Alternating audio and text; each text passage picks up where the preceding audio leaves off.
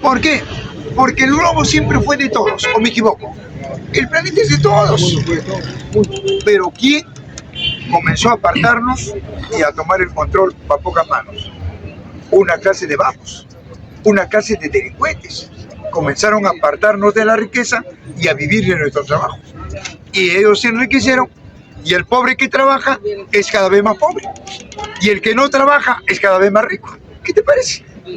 Entonces, y hay gente que dice, señor, el comunismo ya fracasó. Y yo te pregunto, ¿qué es comunismo? ¿Sabes? Si no sabes, pues, amigo, no hables, amigo, no hables. Tienes que documentarte. Yo, para cuestionar el capitalismo, tengo que leer a Adam Smith, tengo que leer a los filósofos del capitalismo, a los sociólogos, porque entro a un debate. Si yo lo insulto a la persona, yo no tengo argumentos para debatir, no las tengo. ¿Cuándo las tengo? Cuando voy a la razón de ser, a los hombres que han aportado a eso. Entonces, amigo, ¿qué es el comunismo? Es el trabajo colectivo productivo. Dime dónde no hay eso, dime, ¿dónde no hay? ¿En el Perú? ¿En Bolivia? ¿En el África? ¿Dónde no hay? En todo el mundo hay trabajo colectivo productivo, sino que este está controlado por una clase de vagos, de capitalistas, que lo controlan la riqueza, el trabajo, el producto, y lo hacen en la miseria. Si quieren le pagan, si no, no. Eso es lo que hacemos acá, eso es lo que hablamos en economía, en filosofía, en sociología. ¿Ya, compañeros? Entonces existe en el mundo comunismo y capitalismo. Dos clases, pero no hay un país que sea capitalista ni comunista. Lo que hay en cada país son dos clases, los que trabajan y los que no trabajan. ¿Está claro? El motor de la historia, lucha de clases. Bien, gobierno. Sí. Emito, para parar ese tema, mira, por ejemplo, cuando hay un conflicto, una guerra, una imposición, obviamente alguien se va a rendir, ¿verdad? Pero ahí es donde le hacen firmar, pues, un pacto de sumisión. Y en el país nos hacen firmar el pacto de sumisión en la constitución política, y de esta manera nos quitan todo, nuestras tierras. Y ellos se reparten a como de la gana, bueno, lo que sucede actualmente. O sea, el símbolo del Jurado Nacional de Elecciones es así, ¿verdad? ¿Qué es esto? Es un pacto. Hacemos un pacto.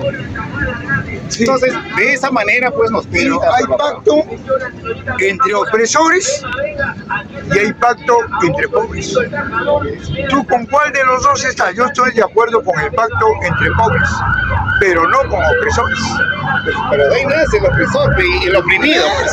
Por eso te digo, el opresor nace oprimiendo al pobre.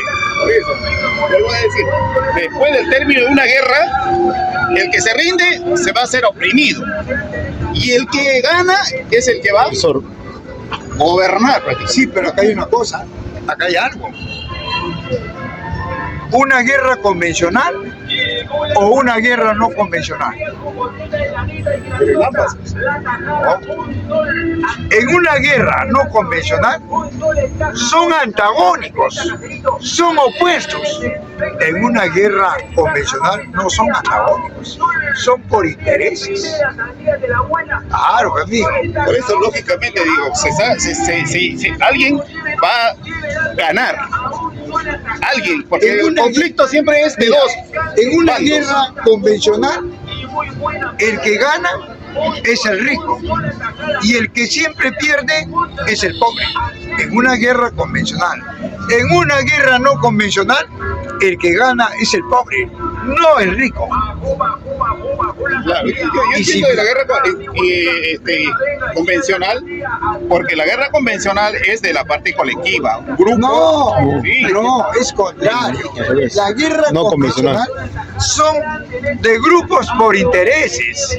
Por ejemplo, la Segunda Guerra Mundial, la Primera Guerra Mundial, son guerras convencionales por el reparto de los mercados. ¿Para qué? Para seguir oprimiendo a la humanidad. Guerra no convencional es entre el pobre que se quiere emancipar contra el rico.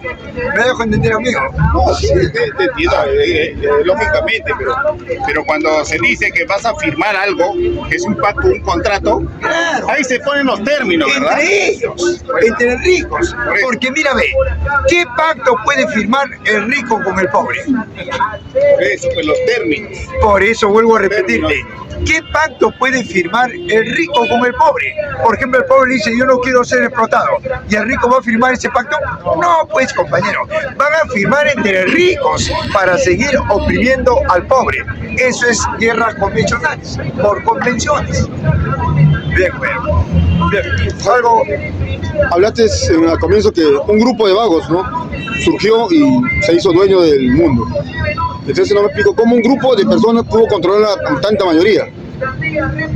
Amigo, si un grupo de personas controlan la humanidad, ya no es un grupo de personas.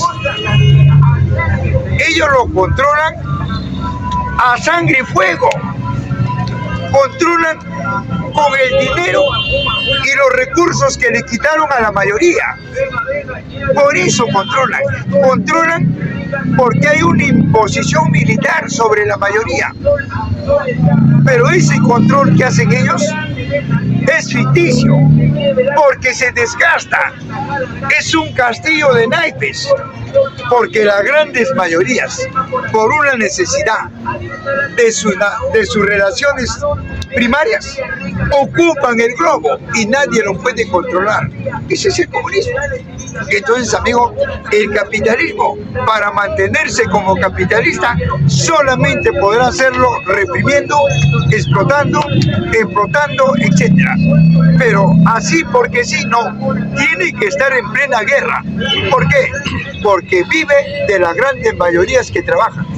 Y eso significa un conflicto social que evoluciona. Y toda evolución siempre le da la razón a las grandes mayorías y no a una minoría. Sé que tú siempre en tus debates y explicaciones te basas en el comunismo primitivo. ¿Por qué si actualmente eso ya nunca va a volver a pasar ya? En Mira, futuro. amigo, yo pregunto, si el comunismo primitivo ya pasó, yo te pregunto, ¿el capitalismo Presente. ya pasó o no? ¿Cuándo se instauró el capitalismo? Más de los 200. Adam Smith fue primero que Marx o Marx fue primero que Adam Smith. En mí fue primero. Adam Smith fue primero. Entonces, ¿de qué estamos hablando? No lo entiendo al joven que está en las redes, no lo entiendo. Si él me dice que eso ya pasó, entonces yo pregunto, ¿cuál fue más antiguo?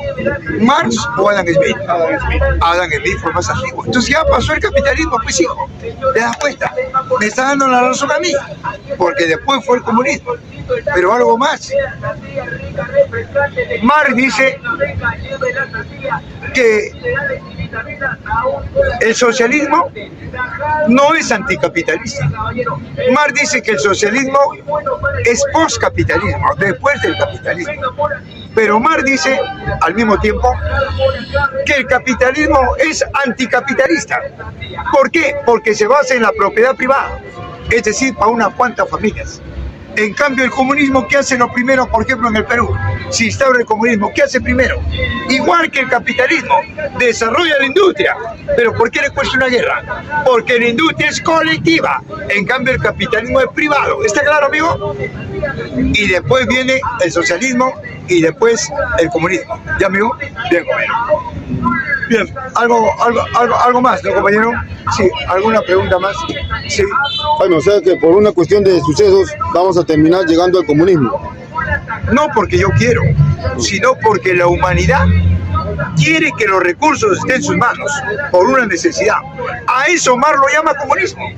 Marx dice que el que no come no es comunista, que el que no se abriga no es comunista, El que no trabaja no es comunista.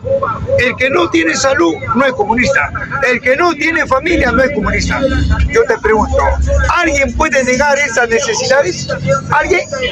Entonces, ¿de qué estamos hablando? Hay que leer, hay que documentarnos, porque vas a un debate y no has leído nada, ¿qué vas a hacer? ¿Te vas a molestar? Compañero, déjame. ¿Cómo hizo Marx para que otros economistas no han dicho esas premoniciones, ¿no? O premonición, si se le puede llamar? ¿Cómo hizo Marx para llegar a esa conclusión? Marx es del siglo XIX. Marx estudió a Morgan, Ciencias Sociales, Antropología. Y Marx estudió también a quién. ¿A quién estudió Marx? Estudió también a este gran hombre de las ciencias naturales, Benjamín Lavoisier, donde él dice que la materia no se crea ni se destruye, solamente se transforma. Completamente cierto. En ello se basó Marx. Morgan ya había estudiado la primera sociedad. Marx lo estudia Morgan y Marx lo demuna que la primera sociedad fue colectiva, fue comunista, porque el hombre no explotaba al hombre sino a la naturaleza. Pero no es que me digas que si vamos a llegar a la sociedad primitiva, vamos a vestirnos de salvajes. ¿Quién te dice eso? ¿Dónde has leído eso? Yo no he leído eso. Lo que Marx dice es que vamos a regresar a que el hombre ya no tenga como contradicción al hombre, sino a la naturaleza. Eso fue la primera sociedad. Era hombre-naturaleza. Eso es lo que queremos ahora. Hombre-naturaleza. No hombre contra hombre por la naturaleza. ¿Me dejo entender, amigo?